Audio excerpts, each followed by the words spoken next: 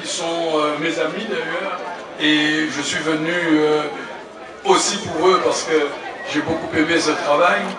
Mais surtout, ce qui est important, c'est quoi? C'est quand même la première fois qu'on a dressé à la Martinique des statues de personnages qui ont contribué à l'histoire du pays.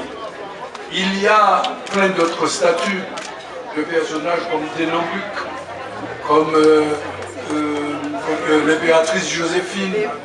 Il y a même aussi une place qui s'appelle Bertin, ou une autre place qui s'appelle Joyeuse. Il y a même une rue Blénac, qui est un homme qui a mené une répression terrible contre des insurrections d'esclaves. C'est-à-dire, on a surtout toujours privilégié les aspects de l'histoire coloniale.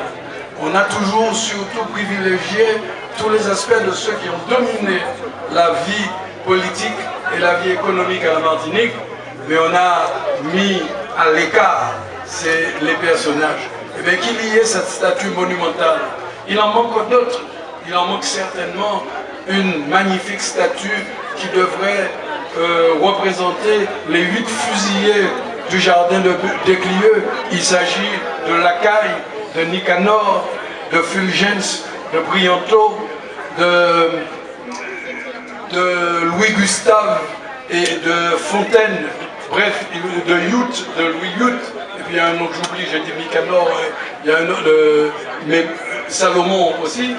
Bon, on devrait représenter ces personnages, les faire connaître, parce que moi je crois que c'est lorsque on sait qu'il y a eu des luttes populaires qui se sont menées, et que c'est à travers ces luttes populaires qu'on a pu obtenir la fin d'un régime qui est un régime d'exception, la fin de lois extrêmement graves, etc.